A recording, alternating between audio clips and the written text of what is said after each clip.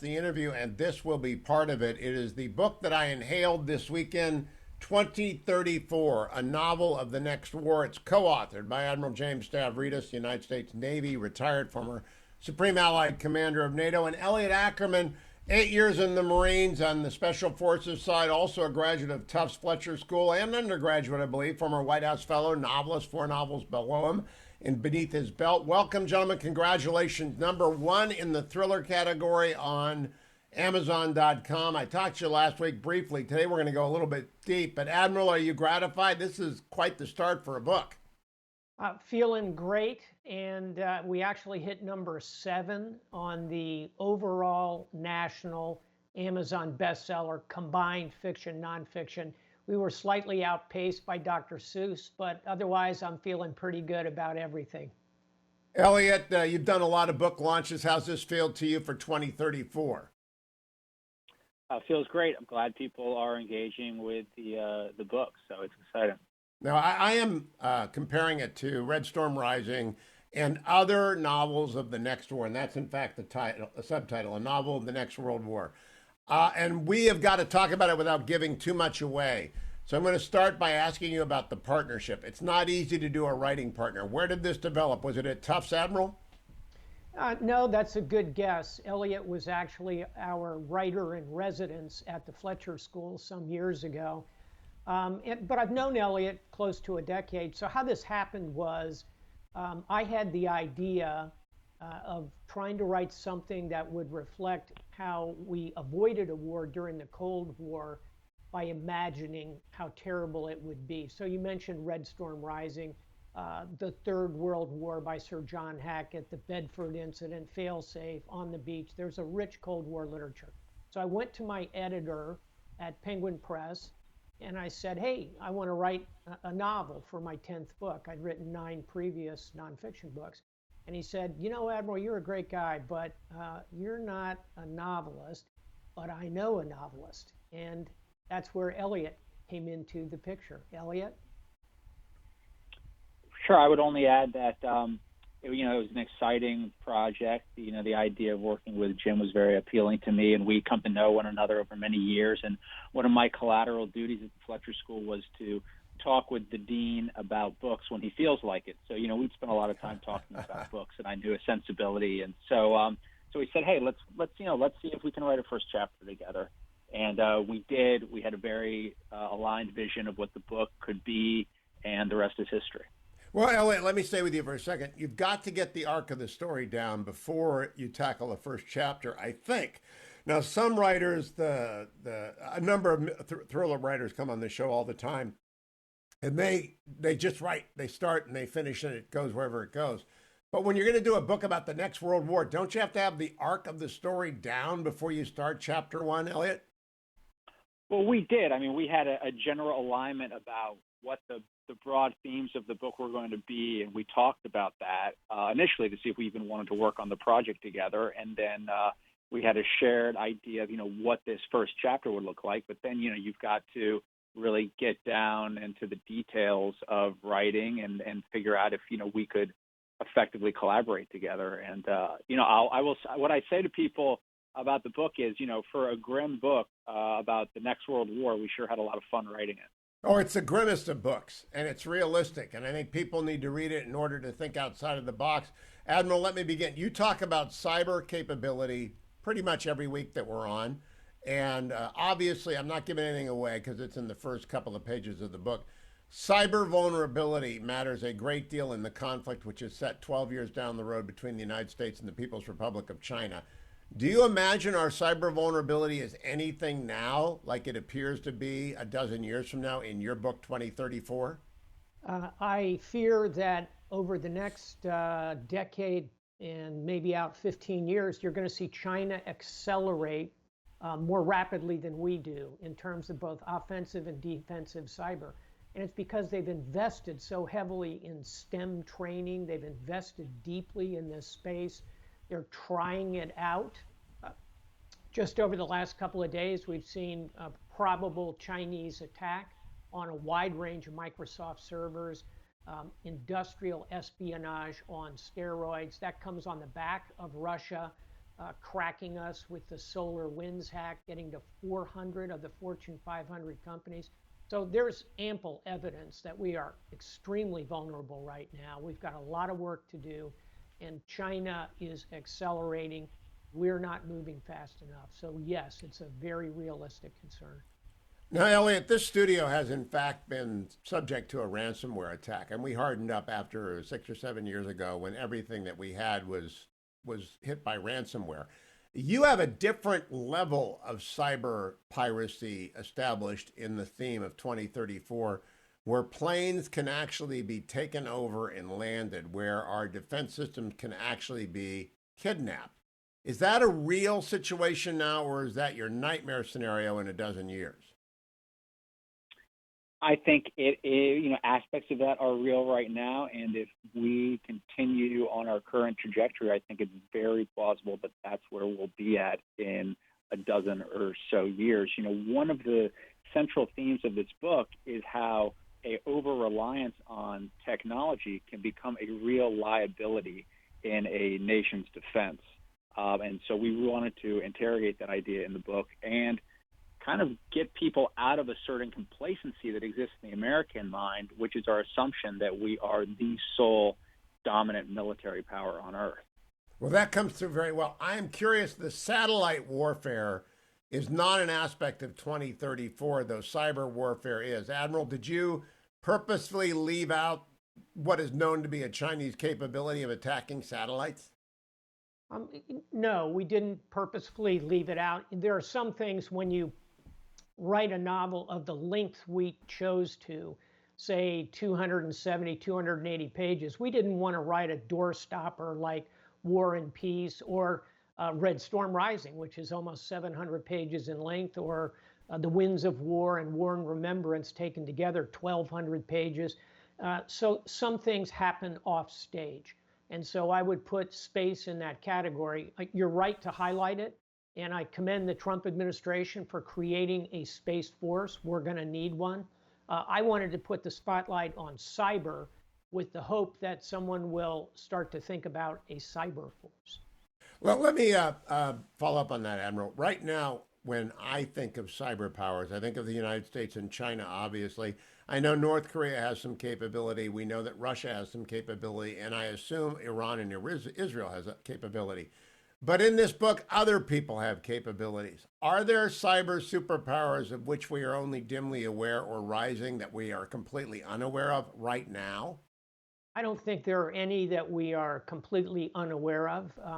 The National Security Agency has a whole program to kind of track capability out there. And by the way, you didn't mention our European partners, many of whom have significant capability. France, UK, Germany is pretty good. So yes, we are tracking this. Here's the point, though, that I think is germane for 2034. It's that it's about 12 years away. It was 15 years in the future when we started writing the book. Look backward 15 years and look how much has changed in this world. There weren't iPhones. Twitter didn't exist. These kind of massive cyber attacks were unknown. Everything has changed in 15 years. And I'll give you a number that'll really make this frame in your mind. In 2011, 10 years ago, there were 7 billion devices connected to the internet. Sounds like a lot, right? Today, there are approaching 50 billion devices connected to the internet. And that's great. I'm holding up my iPhone. I can close my garage door from 1,000 miles away. Here's the bad news. 50 billion avenues to attack.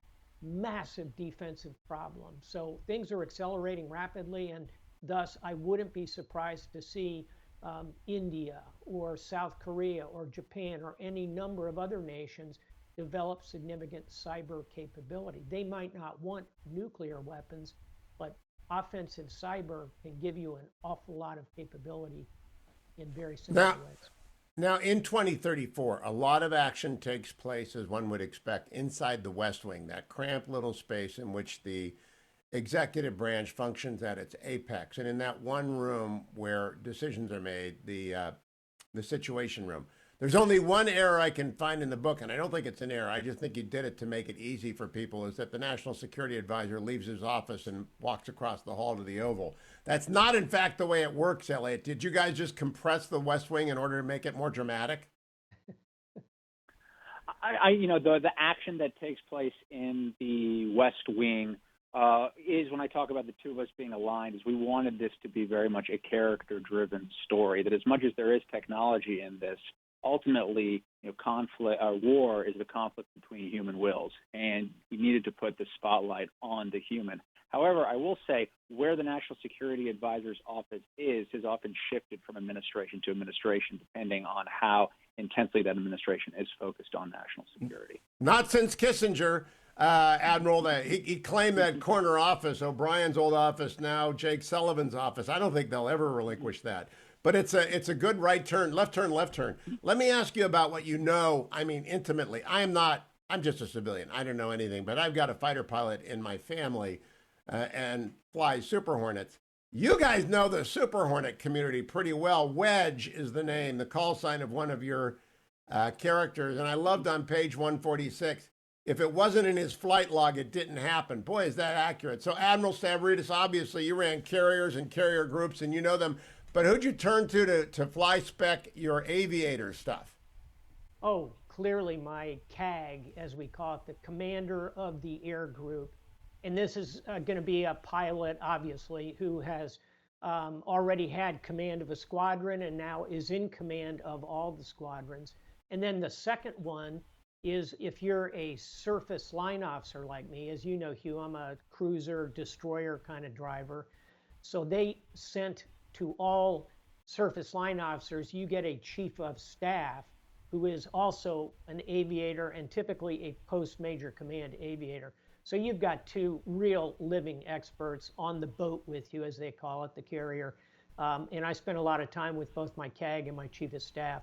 And then finally, they spend a lot of time, the Navy, taking destroyer officers like me and putting us, obviously not through flight training, but I flew many, many hours in every aircraft in the air wing. I went to Fallon, practiced bomb drops.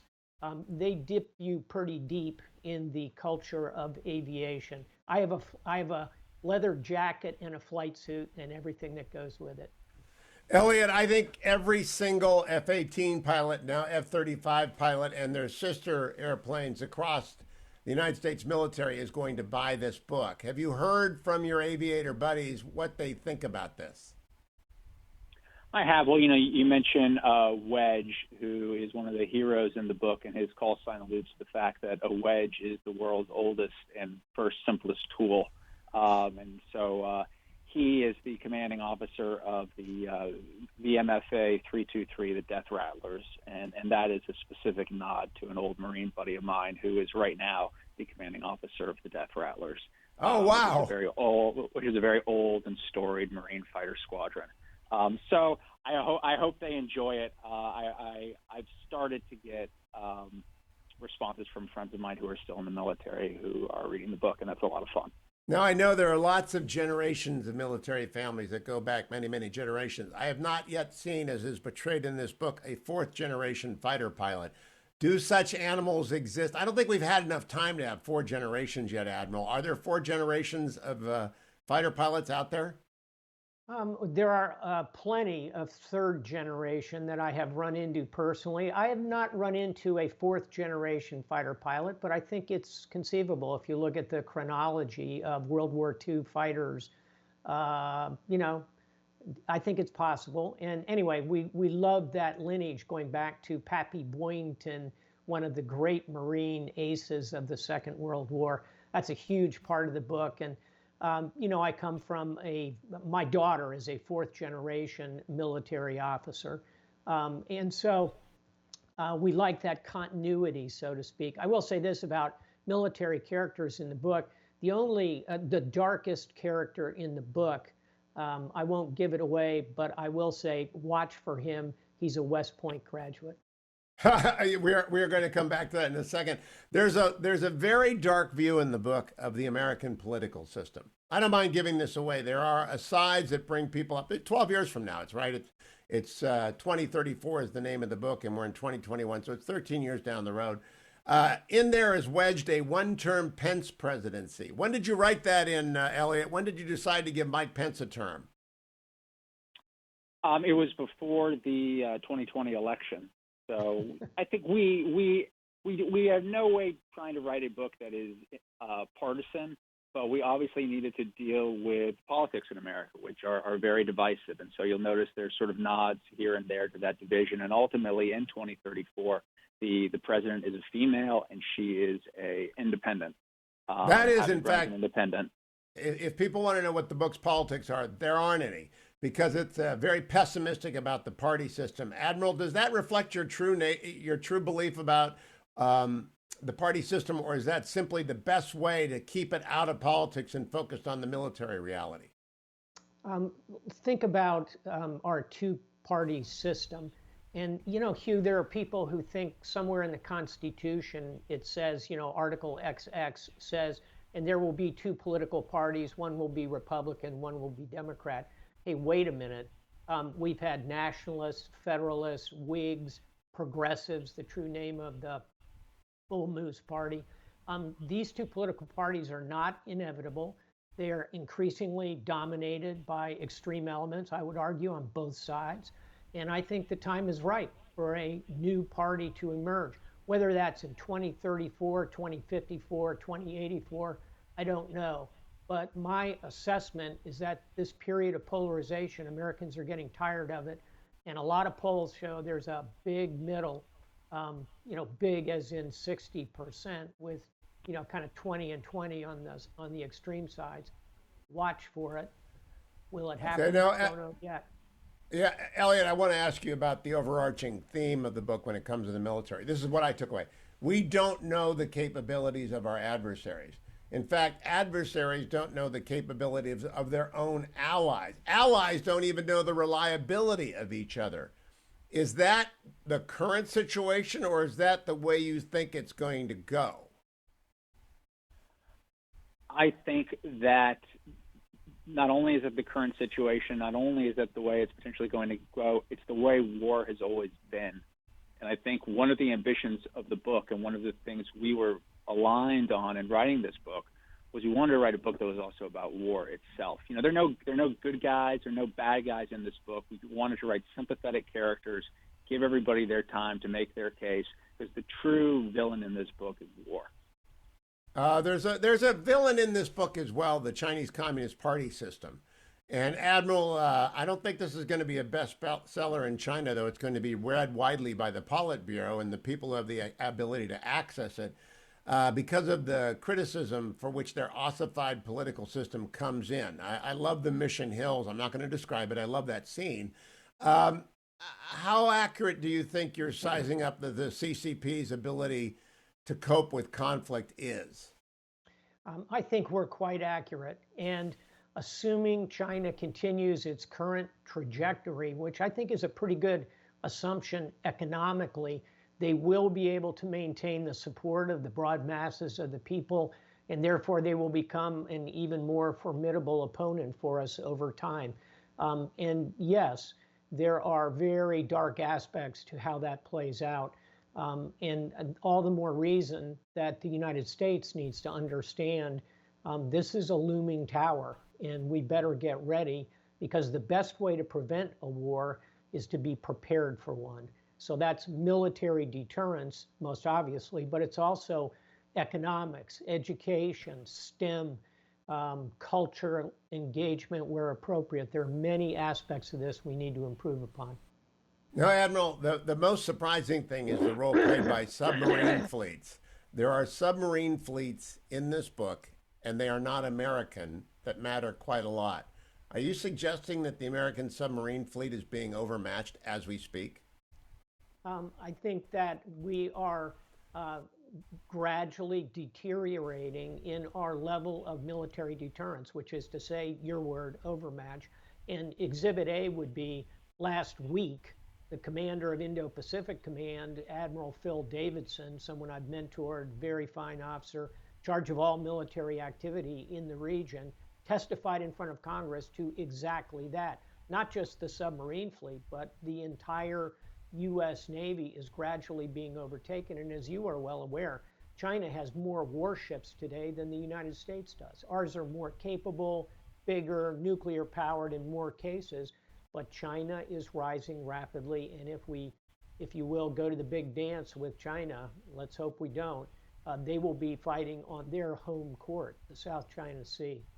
Let me bring up one country that's not in the book because it's useful to illustrate what we're talking about. Singapore is not in the book. Singapore is investing heavily in submarines. Do either of you have an assessment of the capability of those submarines? Because there are third parties not named China or the United States with submarines in this drama. I don't want to give that away before it happens.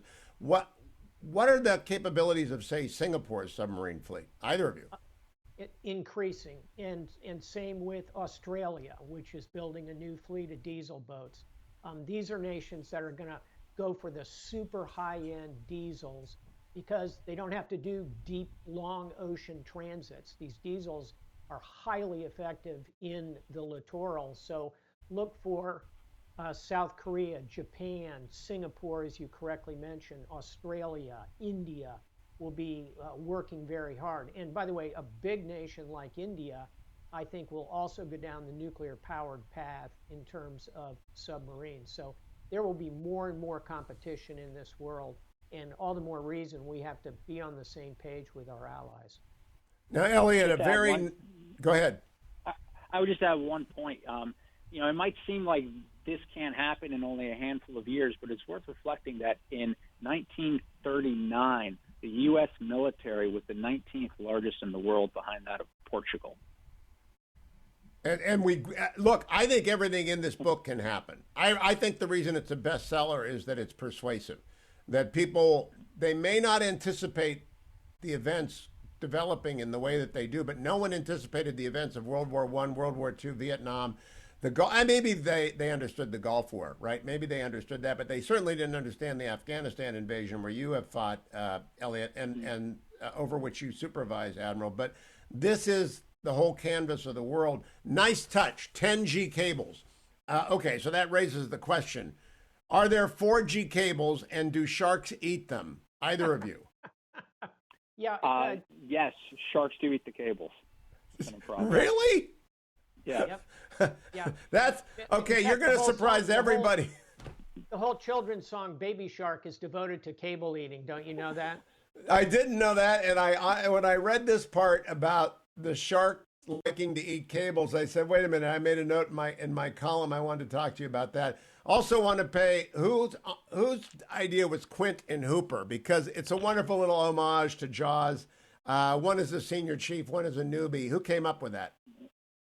I'll offer you a little. I mean, one of the things I love about being a novelist is you have to have an associative mind. So my wife is a screenwriter, and she wrote the screenplay for Mile 22, a film made by Peter Berg. And when she was writing that screenplay, I was working on this book as well.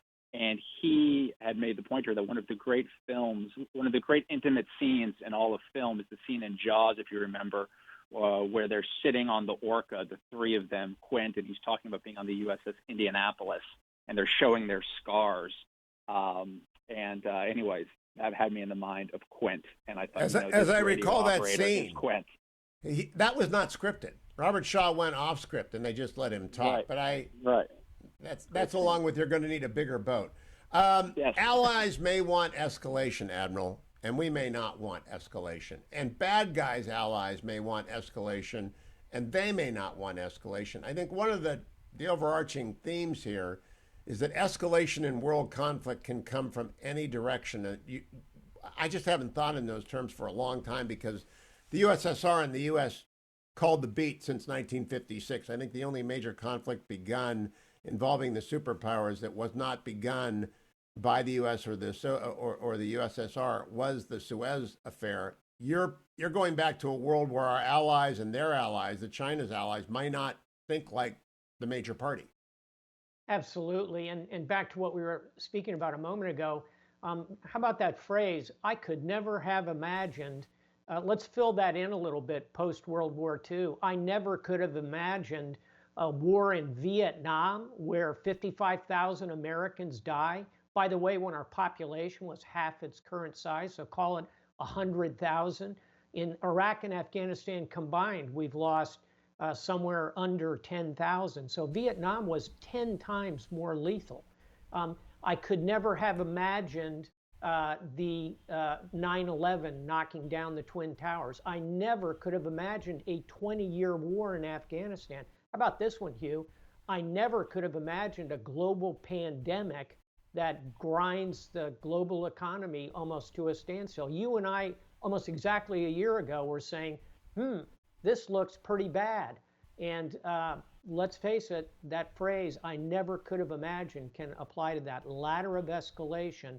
And before you know it, a missile there, a tomahawk here, a torpedo there, pretty soon you're talking tactical nuclear weapons. Escalation is real. This is the theory of escalation and the idea that it can be managed. And it's tit for tat times tat for tit. I mean, it goes back and forth as the great powers attempt to manage it. Admiral, do you really think that's going to happen? If an American carrier is sunk, what does that's 5,000 Americans. That's bigger than 9/11. Do you think any power sinking, I'm not going to talk about who sinks it, do you think any power sinking a carrier can expect other than massive retaliation? I firmly believe that you cannot control escalation in a very detailed way. And that is the theme of the work at the end of the day, is don't put false hope in the restraint of others, whether it's us or them. As I think we've talked about before, Hugh, on the wall in my office hangs a picture, not of the carrier Enterprise, which I commanded in my strike group. On the wall in my office is a picture of the USS Maine. And I keep a picture of that doomed battleship, which was sunk in Havana Harbor in 1898 there, to remind me of two things. One is your ship can blow up underneath you at any time. And number two is there will be consequences when something enormous happens. The United States launched into a world war with Spain. Back to that phrase, who could have imagined a world war with Spain in 1895? Nobody. The Maine makes an appearance in the book. So for those of you who like a little bit of history with your fiction, not only is Maine there, but we go all the way back to the first Persian War. And one great phrase, which I copied out because I liked it. Her father had once said to her that if you could snap your fingers and bring all the dead sailors in the Mediterranean to the surface, you'd be able to walk from the Straits of Gibraltar to the port of Haifa, stepping on the backs of sailors, Greeks, Romans, Carthaginians, Britons, Germans, French, Arabs, and on and on. War at sea began in the Mediterranean, but it might end in the South China Sea. Now, the South China Sea's seen a lot of battles itself, Admiral, but you really did bring home the Med is where the bodies are.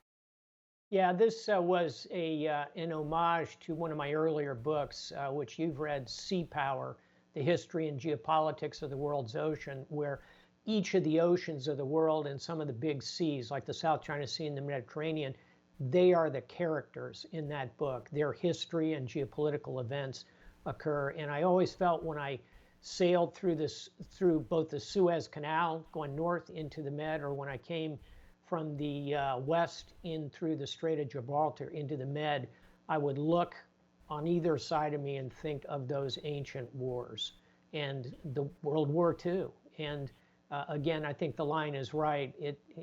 There's no monopoly on war in the Mediterranean, and the South China Sea could be the next place you see a big war. Let's hope not. All right, now, Elliot, I want to talk to you about the National Security Advisor, and it's kind of personal for me because Robert O'Brien is one of my closest friends, late the National Security Advisor under Trump. And the bad guy in the book is Trent Wisecarver. I mean, he's the worst guy in the book. Is he not the worst American in the book? Well, I would say he's the most misguided. I'll be more charitable. So who are you basing Wisecarver on? His deputy is great. Matt Pottinger's going to love this book because the deputy's the hero. I don't think he's not solely based on one individual, but he is definitely a person who has got an axe to grind and is pushing the United States towards war more aggressively than it might otherwise. And I think he is emblematic of the fact that it really can at times just take one person to to push events and accelerate events in really frightening ways. One of his enemies calls him a chicken hawk in the book. I've always thought that's the worst thing you can call someone. Is that a term of art used by people who actually wear the uniform you both have? You've both been in combat. Is that actually a term used by men and women in the armed services? I have heard it. I have heard it used over the course of my career. I won't say frequently, but I think when appropriate. What do you think, Elliot? No, I would just add that I've heard it used, and I think it applies in the case of Weiscarver. That's where I mean it's a tattoo that sticks to him. Let me ask you about the idea of private diplomacy. One of your characters at one point says, when the nation state apparatus fails, you have to go back to family networks. Has that ever proven true, Admiral, in your experience? Do family networks supersede ever nation state networks? I think in modern history, let's say post-World War II, you'd be hard-pressed to come up with an example of that. Pre-World War II, plenty of examples. Many, many times, particularly during eras of constitutional monarchies, of absolute monarchies, empires. Think marriages, marriage arrangements have often been a lever. Think about Henry VIII. Why did he end up marrying Catherine of Aragon? Because he wanted to calm the waters with Spain. Why does he end up with a German princess later on? I think the fifth of his 6 wives, because he wants to take action effectively against the Roman Catholic world. So yeah, there's lots of precedent for family networks over history. Less so in the modern era that we live in. Could it happen? Could there be a connection like we describe in the book? Yeah, I think it's not impossible. Now let me ask you about. I want to close by talking about the Iranian Revolutionary Guard Corps and about the Chinese Navy. Elliot, you're a Marine, and your number one Marine for a while had to be General Mattis, who I've gotten to know a little bit, like I know Admiral Stavridis, not well, but well enough because of their books. I know what he thought of Soleimani. There is a whisper in this book that maybe it was wrong to take out Soleimani. Do you believe that? I don't necessarily believe that it was wrong to take out Soleimani, but I think the book certainly acknowledges the fact that that one of the principal Iranian characters, Qasem Farshad, is named after Qasem Soleimani, is a veteran of the forever wars, except, obviously he fought on the opposite side as a member of the Iranian paramilitary Quds force. And I think that character represents the weight of those wars that will still be with us in the year 2034. He does indeed, and you have some sympathy for him. I haven't seen, and by the way, I think this is the strength of the book. It makes it believable. 2034 is full of believable people. You have some sympathy for the fellow who wrote, by the way, you intimate the Battle of the Golan Heights, where Iran, through its proxies or in combination with them, reclaimed the Golan Heights from Israel, which Israel didn't play a large role in this book, but the one thing we see is that they suffered a defeat somewhere along the line. Do you have sympathy for them, warrior to warrior? I do. I also work as a journalist, Hugh, and a number of years ago when I was covering the Syrian civil war, I had a chance to sit down with a former member of al-Qaeda in Iraq, two Iraq war veterans sit down, and we talk about our wars that we fought on opposite sides. And he said to me at one point, he said, he quoted Einstein, and he said, the Third World War will be a nuclear war, but the Fourth World War will be fought with sticks and stones. And that's how we beat you in Iraq, with sticks and stones. And so I have a sympathy in that I was, very much defined by those wars, and these people who are my adversaries were similarly defined. And one of the themes in the book as well is the idea of technology and how technology goes through cycles and how being low tech can actually be a huge advantage. And Admiral, a couple of things. One, Putin is still with us in 2034, and he's still running Russia. What's your estimate of that likelihood? If he's alive, he'll be running it. That's my view. But does he live that long? Yeah, you've got it right on both counts. But, look how healthy he is. We know because he takes his shirt off at every opportunity. Seriously, he's a vigorous, athletic guy. He's worked out his whole life. He looks to me like he could go the distance. That's not good news for us, and it doesn't augur well for the role Russia will play, which is kind of the role they play now, which is a spoiler in the international system. So when we come down to it, there are two Chinese admirals in this book. And I'm not going to tell anyone what the roles they play are. Have you met their counterparts, Admiral Stavridis? I think Elliot would agree with me. No character is based on a particular person. This is not a roman à clef, as the saying goes. But yes, there are elements in all of the characters from people that I truly encountered. And I think we were talking a moment ago about how Elliot feels about Farshad. I kind of feel the same way about Lin Bao. He's a Chinese admiral. He's complicated. He has some American parentage in his background. All he wants to do at the beginning of the novel, he's stuck at a desk in Washington. All he wants to do is get back to sea. And, that I have had those moments sitting at a desk in Washington too many times to count. And also, ultimately, what does Lin Bao want to do with his life? He wants to be an educator. And he talks very movingly about how that might play out. And, that was my thrust when I left the military. I became an educator and ran the Fletcher School for 5 years. And people ask me, why did I do that? And the answer is because of all the things I did in the Navy, the thing I loved the most was not so much going to sea or wearing snappy uniforms or defending my country. Those are all great things. I love doing them. But what I really loved was mentoring people, guiding the trajectory of these lives. And that's Lin Bao. And so he's someone, by the end of the novel, I have a lot of affection for Lin Bao. I think in the same way Elliot has affection for Farshad. Sometimes your opponents across these battlefields become part of you. Yeah, the last two questions have to do with the technologies of war in 2034. First of all, can fleets vanish? We lost track of the Japanese strike group that hit Pearl Harbor. And in 2034, both superpowers have the ability to cloak their fleets. Is that realistic, Elliot? I mean, in this age of super surveillance, can a fleet vanish? I think what we're seeing is an advance of step technology where a destroyer or even a carrier can have a signature that is similar to a fishing vessel. So that would allow a fleet to so diminish its signature that it would become indiscernible from other types of ships. So I think it's plausible that in the future you will see a capability that becomes much, much more difficult for us to track large fleets.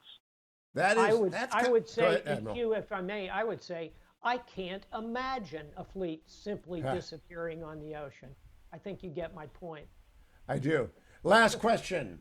I have assumed for a long time, just assumed, built into my Cold War calculation, I'm 65, so like the Admiral grew up in a Cold War environment, unlike you, Elliot, that there is no dividing line between tactical and strategic weapons. That if you use a tactical nuclear weapon, you're going to have to use a strategic nuclear weapon. That is not the premise of the book. Admiral, did your thinking change in the course of writing this book on that topic?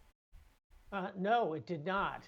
However, what I am concerned about is that others might subscribe to that view, and that some nation, some national security advisor, some leader of the Chinese Communist Party might think that, oh, we can use a tactical nuke because no one will ever go strategic. And then it's one, and then it's two, and then it's three, and then that's the whole point of the book. So I hope that people view this as a cautionary tale, that they read it and say, miscalculations occur.